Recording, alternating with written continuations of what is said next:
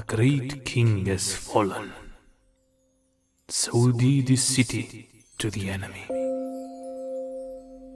Those who didn't hate him in his time of need now regret it immensely. A war will now undergo to prevent the Aramean waves of drowning all the lands of Canaan. First of its conflict would be known as the Arwad campaign.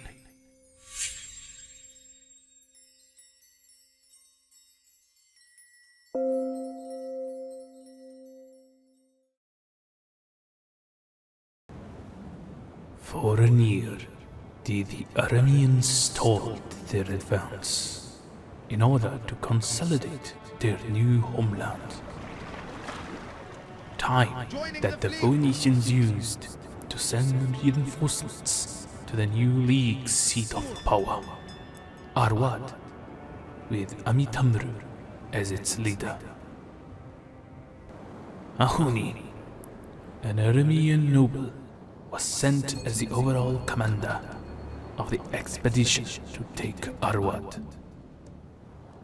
He didn't waste too much time in assaulting the city, in fear that if he prolonged the siege, more Phoenician reinforcements would arrive. This time, unlike with the siege of Ugarit, the defenders were ready to protect their homes. Few siege equipment was assembled due to the short time they had to prepare, making their attack on Arwad quite diminished. Amitamru, however, didn't waste any time in disrupting their siege attempts by sallying out with all of his chariots. The troops on the walls back up Amitamru's counterattack with a hail of projectiles that made the attackers pressed to react to the incoming chariots. Ahuni, not being an experienced general, started to falter and began to call his troops for a general retreat. Due to the heat of battle, many didn't follow his orders and were tricked by Amitamru's feint retreat into the wall enclosure, becoming good targets for the Phoenician troops on the walls. The Arameans failed their first attempt on the walls of Arwad, retreating back to Ugarit. Knowing all too well that they would soon return, the Phoenician elders sent a delegation to Samura to speak to its king and leader of the Amorite kingdoms, Teshu. An alliance would be established in the year of 1285 BC against the Aramean invaders. By stabilizing their new conquered territory, the Arameans began to expand and create new kingdoms under their influence, such as in 1284, where they founded the Kingdom of Nia, east from Ugarit. Arwad had not been forgotten by the Arameans, that by the end of the year had sent another force to siege the city. Upon agreed, Teshu sent a reinforcing contingent to aid Amitamru that felt confident enough to give battle to the enemy on the open field. The Amorites appeared behind enemy lines, crossing a small river, catching the Arameans by surprise. They began to reform to meet this new threat, which gave opportunity for the Phoenician slingers and archers to fire into their backs, leading many casualties. The Arameans did not lose composure, however, being that many of their soldiers were battle-hardened of many wars, they made it to their new battle line and met their foes.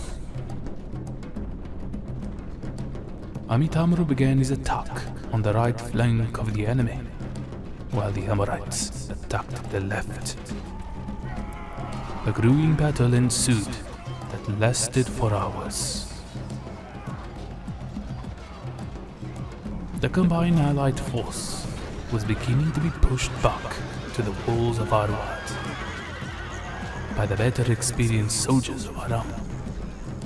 But such a thing was of their benefit, for the troops on the walls began to support them with volleys into the enemy lines.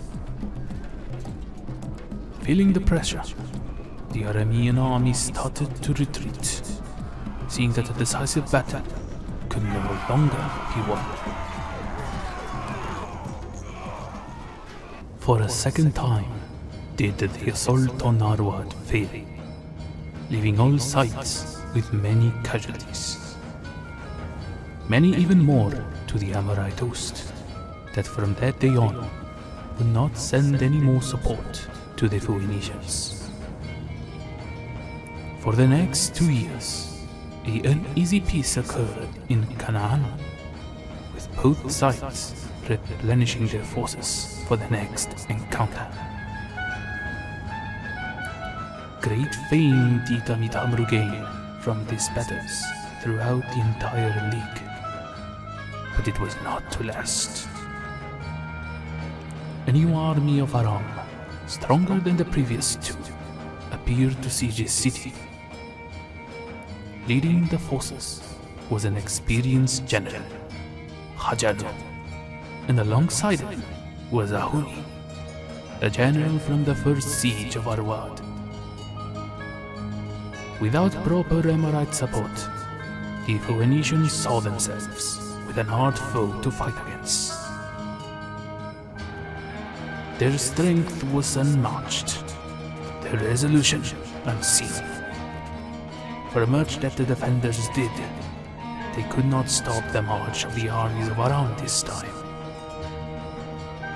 Amitamru tried once again to sally out with his chariots, but Ajanu met him with his own, beginning a ferocious duel between the two.